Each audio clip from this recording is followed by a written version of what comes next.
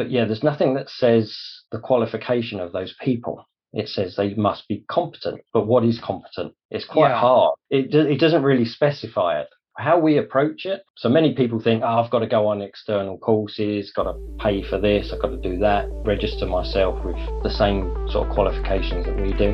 There's nothing that says you have to. Growing a business requires a holistic approach that extends beyond sales and marketing. This approach needs alignment among people, processes, and technologies. So if you're a business owner, operations, or finance leader looking to learn growth strategies from your peers and competitors, you're tuned into the right podcast. Welcome to the WBS Podcast, where scalable growth using business systems is our #1 priority. Now, here is your host, Sam Gupta. Hey everyone, welcome back to another episode of the WBS Podcast. I'm Sam Gupta, your host and principal consultant at digital transformation consulting firm Elevate IQ. If you plan to acquire ISO or AS, one of the critical steps for this journey would be to go through the internal audit process. But who's responsible for internal audits? Is it the external consultants who will be providing the certifications? Is it the quality department? Or is it the department heads? While it may seem counterintuitive, the role of external consultants is not to do the internal audits. The internal auditors are selected from one of the internal teams that is curious about quality and have the communication and cross-functional skills to ensure that necessary issues get logged while explaining the importance of each process steps. In today's episode, our guest, Michael Venner, shares the nuances of internal audit and its importance to get certified. He also discusses where internal audit fits in the certification journey and the role of external consultants. Finally, he outlines the process for selecting an internal auditor, their responsibilities, and the traits of a good internal auditor.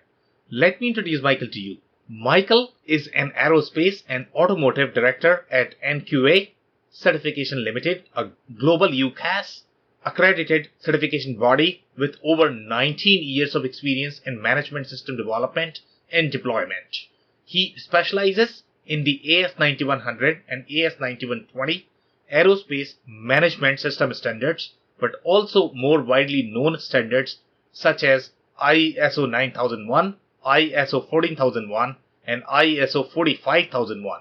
With that, let's get to the conversation. Hey Michael, welcome to the show. Hi Sam, good to be here. Hey, I am super excited to have you, the kind of depth you have in the world of compliance and the world of risk-based thinking. I think this is going to be so fascinating for our listener. How to plan for uncertainties, how to plan for internal audit.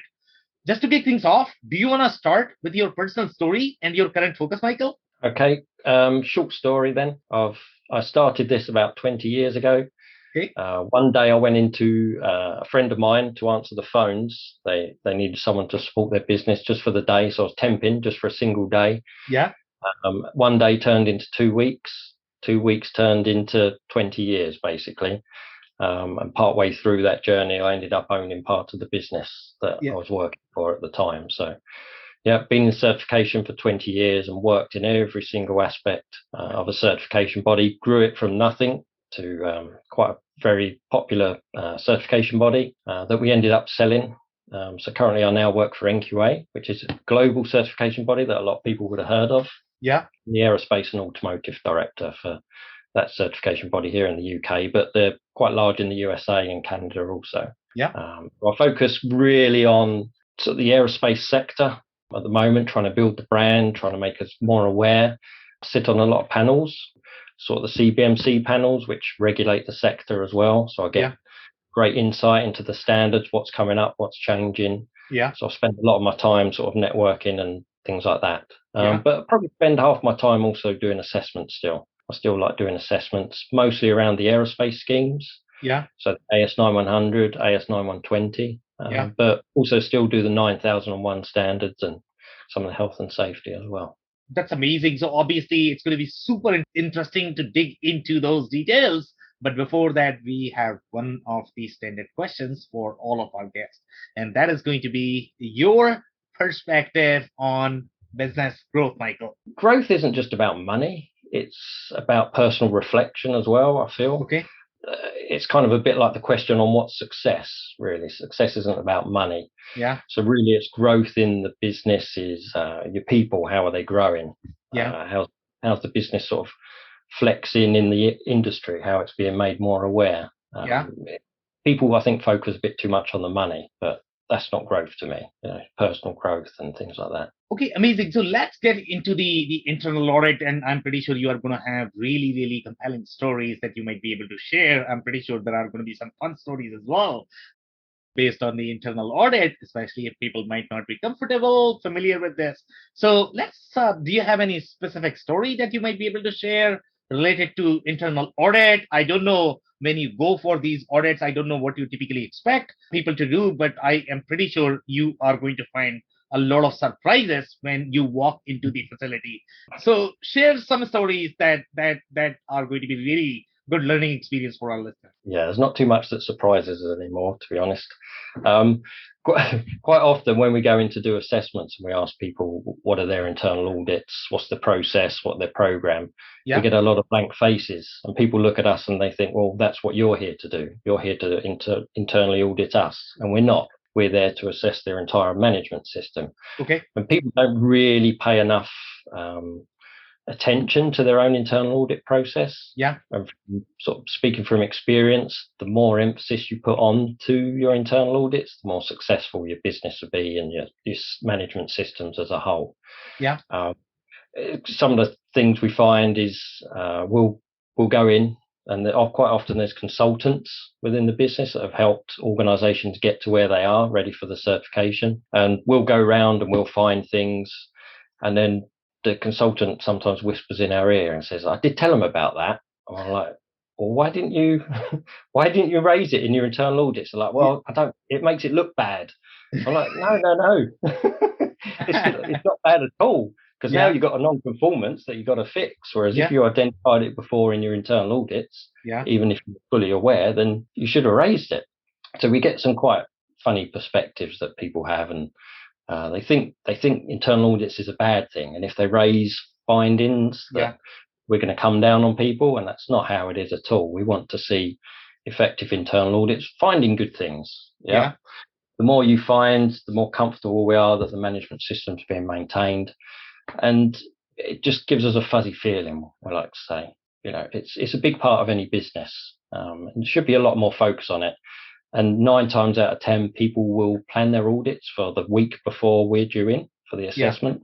So they leave it a whole 12 months before they do their audits. And it's not really the approach they should be taking. It should be looking a bit better planning, 6 months through the year, quarter through the year, things like that. Okay, so amazing. So I would like to go at least 1, 2, or 3 level deeper into the story. So we want to know who this person is, right? We are trying to understand their underlying motivations. Obviously, you did mention that they did not feel comfortable documenting this issue just because they felt that, this is not probably going to look good. But I can almost guarantee that the executives will not agree with this person, because obviously they can see things from the different lenses. So who was this person in the organization? How many years of experience? What kind of business are we talking about? Is it a manufacturing business? What kind of management are we talking about? Is it very open-minded business or not very open-minded business? So if you could provide some more colors into why these problems happen in the facility, maybe we can find some solutions to these problems, especially the listeners. So can you go 1 or 2 or 3 level deeper into either this story or the next story? Yeah, so quite often it's sort of small to medium-sized manufacturing organizations where they'll bring a consultant in, an external consultant to help them. You're probably talking, 10 employees up to maybe 50. And this one, it was actually in the USA, funny enough, this specific one. But I've had it more than once, in all honesty. It happens quite often. So they've set out their audit program for the year, covered the whole program for the year. We've gone in to do the assessment, started going through their internal audits, started looking through the records, how detailed they were, and we're kind of looking at them and we're thinking, these seem okay. There's some good evidence in there. but very little findings. So we sort of think, okay, well, they've either got a really good system or they're not really identifying what they should be and not raising it. So we started going around on the assessment. I think it was probably about a 5-day assessment, if I remember rightly.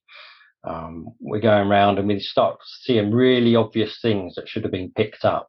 Yeah. Things like whiteout on the desk that shouldn't have been on the desk. Tipex, we call it in the UK, but whiteout, I believe, which is a big no-no. It's a big no-no in the aerospace scheme. There was sort of products that weren't controlled properly, didn't have tags on them for non-conformities and things like that. So we started tripping up all these things, quite obvious things that should have been pulled out in people's internal audits. Yeah. So we start digging a little bit deeper, and then we start to really get a little bit concerned on the number of things we're finding. And then the consultant comes along and whispers in our ear and says, I did tell them about all this, but they didn't listen. I'm like, how did you tell them? And they said, well, when I was doing the internal audits.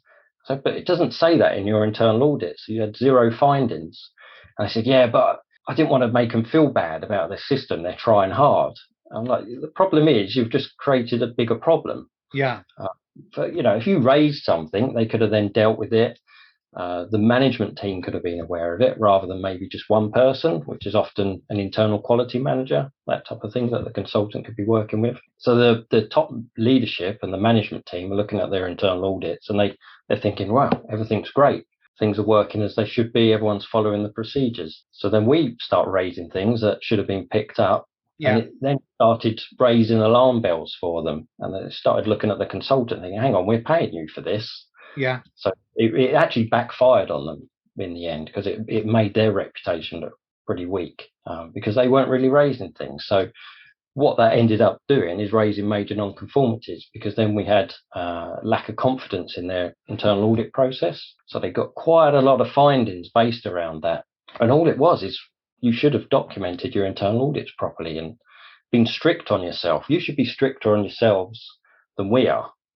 Yeah. And I was talking to a few people before where they have external consultants in and they've had really, really hard consultants that go really deep and just they get a little bit nitpicky, as we call it, raise really things that we wouldn't.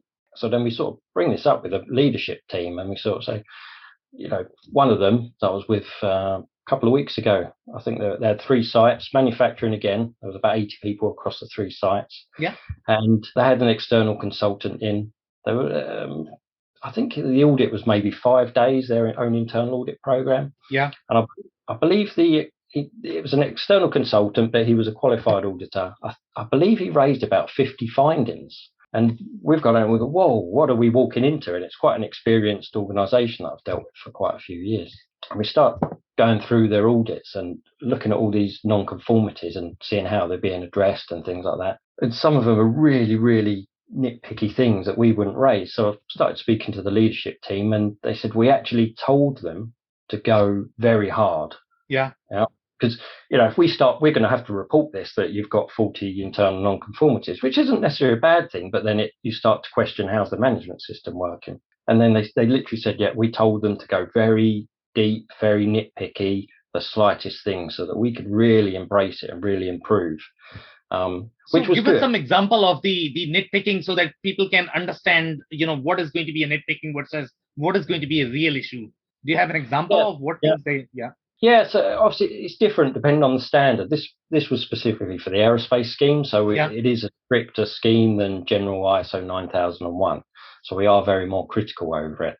There were just some things that were kind of outside of the remit of the audit, a lot of the things.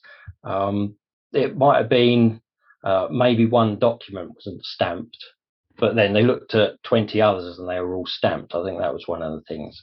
They even went into things like there was 2 gauges in the fridge for calibration and they read like 1 degree out or something like that. And we're like, oh, hang on, difference. It was very, very a bit too strict. Yeah. But that's what they wanted. That's what they wanted. And they wanted to know every little bit. I can't think off the top of my head all of the types of things, but we were just going through them thinking this is quite a strict audit. But that's good. It's a good process, but you don't want to go too strict because they've got to then fix all those things. because the bigger problem isn't finding all the non-conformances, it's what you do about them and are you fixing them, and that's where we'll start to look at. So they had this huge list that they were working through that was probably creating a bit too much for a problem, because they had all these little bits to close out. But that's what they asked for, that's what they wanted. So as long as they're addressing them, we're fine with that. But we came away with 0 findings, and I think this was 11 days altogether that we were on site. Yeah. So it worked. It was very effective for them. It worked. Okay, amazing. So maybe touch a little bit about how the internal audit fits into the overarching process, because I don't know how many of my listeners are going to be familiar with the certification process. So number one, describe the overarching process and where the internal audit is going to fit into that. And then how do you identify the person who is actually doing the auditing, who is going to be typically, is there any specific criteria in terms of who should be responsible for the internal audit? Do they go through any specific training so that they have enough tools under their belt to identify what is going to be nitpicking, what is going to be too strict? You don't want to come across as somebody who's doing things just for the sake of doing things without explaining the real risks. If you explain why these things matter for aerospace, I can almost guarantee that everybody's just going to follow. The real problem here would be the internal person who is doing this. They are not trained enough to be able to communicate the vision in terms of what company is trying to do. So do you want to describe the overarching process, number one, of where the internal audit fits into the process, and how are these people being trained, and who is the person who's the right fit for the internal audit? Okay. So the idea behind the internal audits is to ensure your management system is working effectively. Yeah. Okay. So we're going in for 1 day, 2 days a year, and we do a very kind of broad snapshot of the management system. Yeah. We can't be there looking at everything. So we could walk off site and something could fail. It's quite simple. So it's very important for organizations to be checking themselves, making sure they're compliant with their own system. So the whole idea of the internal audits is to take that approach to monitor certain aspects of your system to make sure things are working as they should. People are following procedures. Yeah. Things are being adhered to, because if they're being adhered to, then the end result should be satisfied customers. That's the idea behind it. Okay. Yeah. Each standard's slightly different in what they require and how the audits to be processed, but they all follow a similar aspect, really. You've got to check that you're compliant with your own system requirements. Yeah. So procedures you've created, any forms that need to fill in, that's your own requirements that you've defined. Yeah. But then there's also the standard requirements. So you should be checking the standard as well. So do your procedures meet the standard? Yeah. So there's kind of a two-way street. And there's other things such as the aerospace scheme, which brings in regulatory requirements. Okay. Yeah? And so environmental standards, you've got to check regulatory requirements that you're compliant. So the process is the same, but sometimes there's slightly different things that you need to check. Okay. The strange bit is there's nothing in the standards that says the competence level of the people doing these audits, which is where you create a problem. Okay. The standards say that people should be impartial of the process. Okay. So just for argument's sake, if I'm in purchasing, I shouldn't then go and audit purchasing. Yeah. I'm not impartial to that process. And I might say, all right, yeah, that's okay. Yeah. You start to glass over things. So you would maybe go and audit sales, just for example, things like that. So as long as it's impartial, okay, that's what needs to be done, which can create a problem for smaller businesses. Yeah. They've got people. So when they try and do it themselves, which is perfectly fine, they wear many hats. Okay, so I haven't necessarily got someone dedicated to purchasing. So, less than 10 people or something. They might do a little bit of purchasing. They might do a bit of selling. Yeah. They might do a bit of picking. So that impartiality can be a struggle, which is where the benefit of external consultants can come in, because they can be totally impartial to everything.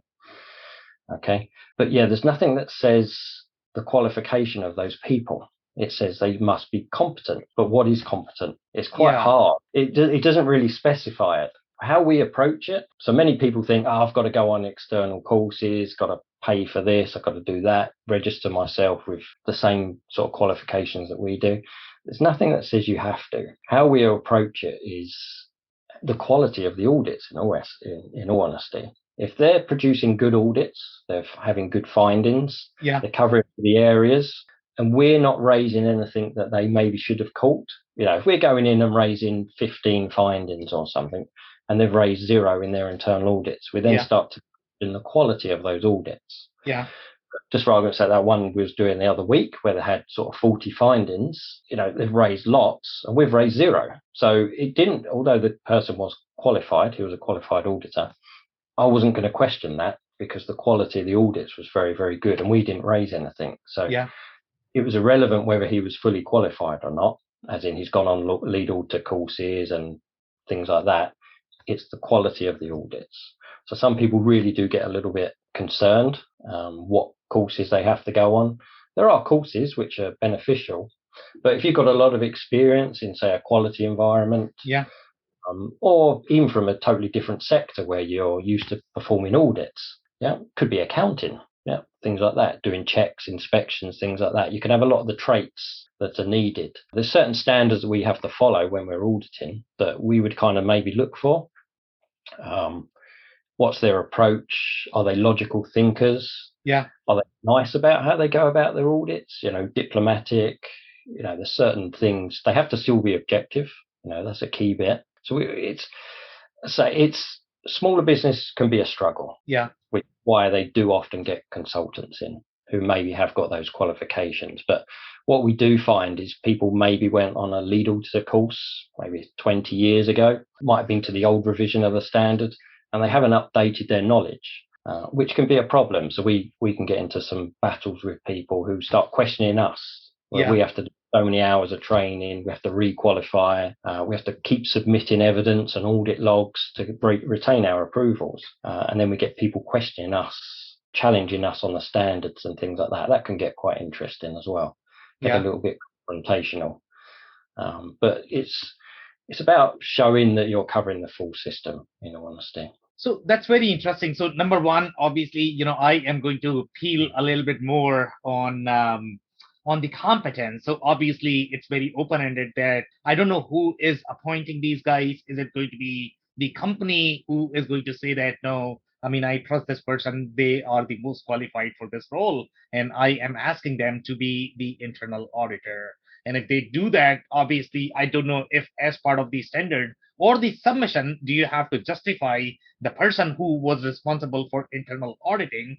Are they really qualified to do that? So do they need to submit their bio as part of the submission? And if they do, then have you seen any cases where, let's say, the approval bodies felt that the person wasn't competent? Because whatever I'm seeing here, it's not how I define the competence, even though I did not provide you enough variables to define the competence. But in my eyes, the person wasn't confident to begin with, and you still went with it and you submitted. But you are not going to get certification because you should have appointed somebody else. So what is the selection process of the internal auditor? And if you may have one or two examples where, let's say, one internal auditor was really good versus the other internal auditor was terrible, and he or she could be terrible because they did not probably have enough experience, or they did not have enough experience in being how to be objective or how to communicate or how to work in the cross-functional manner, because this requires a lot of collaboration, a lot of leadership skills. It's not easy job to be an internal auditor. So define how is the selection process, and number two, the bad case as well as the good case of the internal auditor. Okay, so what will often happen is they will look inside their own business first, and they'll look for people that have got a bit of passion about them for the quality aspects. It's not, I tell most people, I'm an auditor, and they fall asleep. But I love it. There's a lot of people that do love it, and there's it's a certain caliber of person that just likes to dig deep and just show interest in things and to understand things. A big part of it is just asking questions. Do people seem curious about things? So if you're looking at your employees internally and thinking who could be good for our audits, look for those inquisitive people. Those people that attention to detail is a good, who are those people that really like to make sure things are done correctly, but are always asking the questions. Yeah, thinking of the bigger picture. Yeah. Because all auditing is about asking questions. It's all questions. Keep asking the questions. Keep digging deeper. How's this? Why is that? How's that happen? Things like that. So, anyone like that. Some organisations, and the one I was doing the last 2 days actually, they I think they had 10 employees, and every single one of them was an auditor. They decided within their business that they wanted everyone to get involved. Okay. Now, it was quite an interesting approach because not many people, some people don't like auditing. And obviously, if I'm just, for example, I'm a new graduate or something, and I'm maybe an introvert, I may not actually like questioning the leadership business. It can be quite a challenge. Yeah. Are they comfortable with asking those questions of people that are maybe their bosses, their superiors, and their peers and things like that? Yeah. But it worked very well in this organisation, I must admit, and they were quite critical of each other. Yeah. But it worked very well. It was very effective what they done, and they raised some good findings. They all understood what the process is, and it worked very, very well. Strangely enough, administration people can be very good internal auditors. Interesting. Yeah, it's quite unusual. We find them to be that inquisitive person. They see all this paperwork coming into them that they process, but they don't really know how it works and why that paperwork's there and things like that. So they actually make quite good auditors. They like to learn things. I've seen some organisations, especially like construction businesses. Yeah. What they sometimes do, which can work quite effectively, is they take the people from site. Okay. And they get them to do the audits in the office, and they take people from the office and they get them to audit things from the site. Not only is it good from an auditing perspective, because they get all inquisitive, but they understand the business more, and then they start to appreciate what they do in their job role that impacts other people. Maybe they produce this bit of paperwork and it goes off, and they don't see it again, and they don't appreciate that paperwork can be very important to someone else further down the line. Yeah. A good way, if people do work around and share the audits, get as many people involved, it is a good way for kind of bringing people together a little bit more and helping people understand how the whole business gels together. That can work very well. It's not just quality people. Quality is everyone's job nowadays. It's not a person sitting in a quality inspection lab or the quality manager, which is quite typical. We see a lot of quality managers being the internal auditors, but then we start to question how impartial is that. So if they're managing the entire system, should they really be going off and doing all of the audits? We start to question those type of things. Some of the funniest thing, I'll say it's not funny, but what we often get is people that haven't even tried to educate themselves on what the audit process is. And we go in an assessment first time and we say, "Where's your audits?" And they'll hand us one piece of paper and it will have all the clauses of the standard there, or even just the high level, and they just tick next to each one. Yeah. And they say, "There we go, that's my audit, I checked it." I'm like, what's it doesn't inspire confidence. Yeah. We need to see there's some evidence, what you've looked at, what you've questioned, things like that. Not a tick box. A tick box inspire confidence, especially then when we go off and we find loads of different things. I could have ticked that box in 10 minutes. Doesn't mean I looked at anything. So they need to just think about how they're going to present their data. How they can present their records.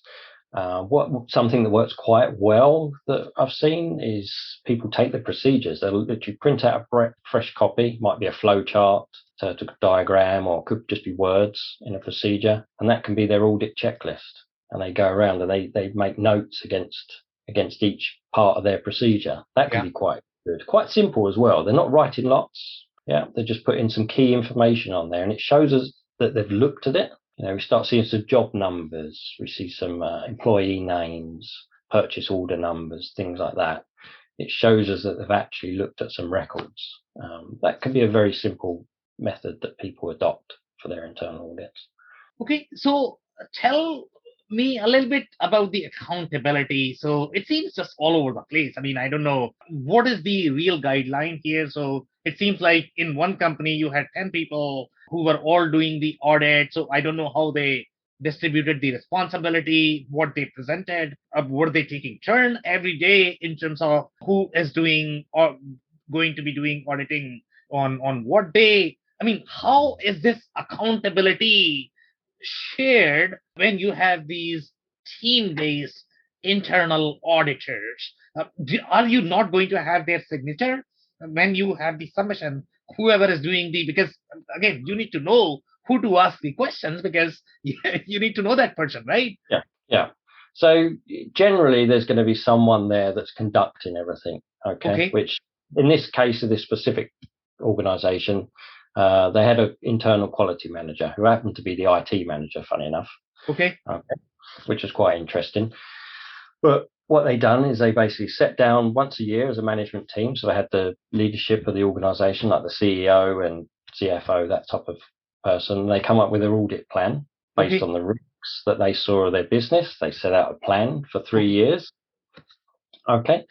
They highlighted each of their processes, which they should have done. So it was basically like sales, purchasing, things like that. And what they done is they just took someone else from a different department that had nothing to do with what they were doing. So they took one of the guys from the warehouse. Okay. Right, you're going to go and audit sales. So they literally put him on the audit program.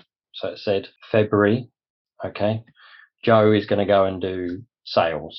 Okay, so they set that out. So the quality manager in this organization, or quality representative, he was making sure that Joe turned up on that day to do that audit. Okay.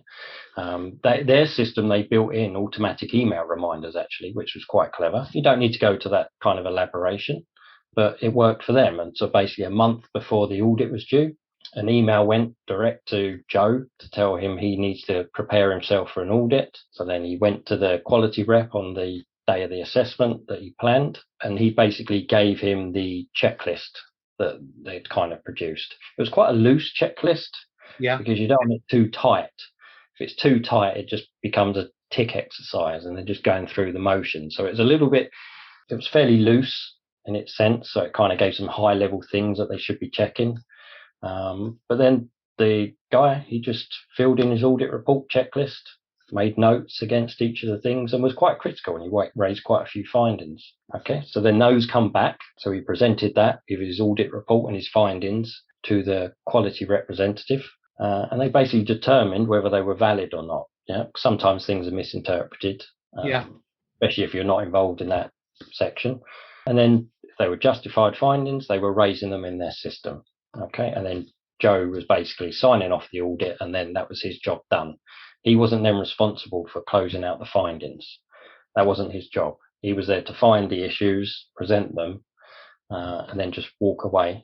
And then he was audited a couple of months later himself. So he knew the process, what he was going through. So that's very interesting. Number one, obviously I'm going to have some more questions there, clarifying questions that I would like to get answered. So let's say if I'm the warehouse guy, I have no clue how sales works. I've never worked in the sales department. All of a sudden, you are asking me to audit sales. So am I going to get some sort of training in terms of what kind of customers we have? What kind of business model do we have? What is the sales process? How sales people work? How sales works? Or am I simply going blind and, just talking to some random people based on a checklist and trying to find the findings? And by the way, even if I find the findings, then I have to submit that to the quality manager. So initially you said that the internal audit needs to be unbiased, because if you are going to be associated with a specific department, obviously you are probably not going to be as unbiased. So in this particular case, the quality manager is actually using his or her judgment to close the issues that might not be relevant, because they could close some of the issues that could be potential issues, but maybe they closed it. So what am I missing here overall? Number one, the person, I don't know how the warehouse person is being trained. And number two, there is a little bit of judgment involved here.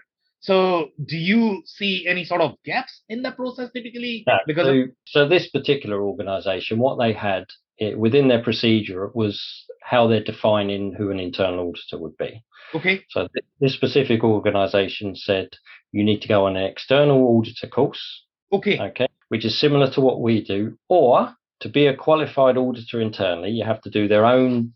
They've got like a half a day training that they created based on someone's knowledge of going off on external training. Okay. And then they had to shadow someone else who was already a qualified auditor according to their system. Okay. I believe it's for two audits. Okay. So they basically shadowed. So there was a bit of mentoring as it went along. And then they deemed that person competent enough to go and perform the internal audits. Yeah. That's what they done.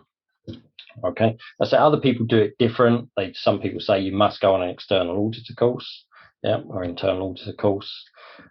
Some people get people in to deliver some training. So it really varies in what they want to do. As part of what we do, we'll assess it and we say, okay, how's that work? Does that seem to work? It sounds good, and the proof's always in the pudding. Yeah. So if the audit quality is good, then we can say, yeah, okay, that seems to be working okay for you.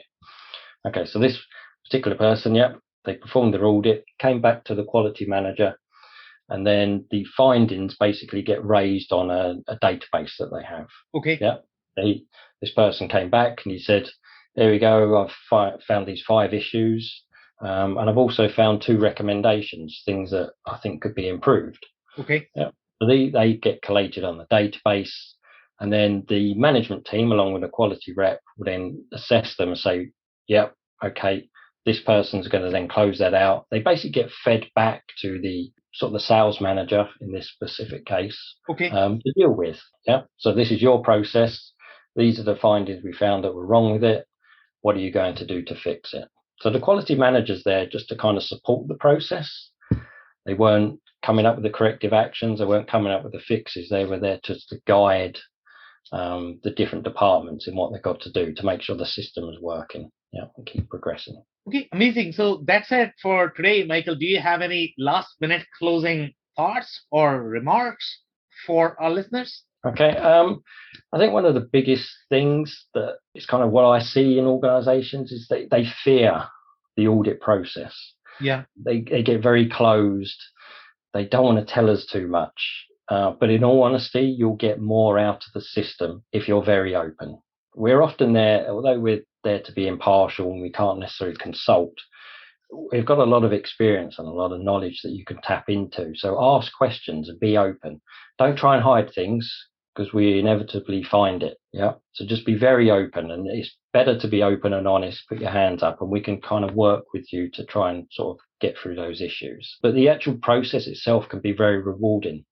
I've seen it transform businesses from one-man band or mum and pup shops, as sometimes they're called, just 1 or 2 people, into very successful, very large businesses. And a particular client of mine, I remember the first day going in to do an assessment, and his office was in the field and it was in a porter cabin, like a caravan type thing. Yeah. And it was freezing cold, windy, wet. But the guy had such charisma and he put so much emphasis onto the audit process. Although it was very small, he only had 5 employees. He really embraced it, and he ended up paying for me to go in more often because he found such value in the entire process. Yeah. He said, I'm going to pay for you to come in twice a year, not once a year. And we done that, and sort of about 12 years later, he ended up selling the business for quite a few £1 million. He's now retired and probably a little bit older than myself, with nice cars and things like that. So it was great to see someone embrace it and make a success. And it's not ISO didn't save this guy's company, didn't make him a huge success, because he's obviously a big part of it. But he's always said that because we embraced it and we're always looking for those continual improvements, that it kept pushing us. It kept us looking forward and looking for improvements, he said, and it's the best thing I ever done. So, that's a takeaway, I would say. Embrace the process. Don't be scared of it. Okay, amazing. And my personal takeaway from this conversation is going to be that these standards are there for a reason. Okay, the more you understand them, the more you embrace them, the better your processes are going to be.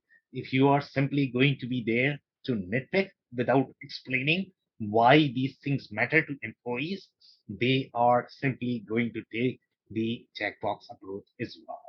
So on that note, I really want to thank you for your time, Michael. This has been a fascinating conversation. Thank you. Thanks for having me. I cannot thank our guests enough for coming on the show, for sharing their knowledge and journey.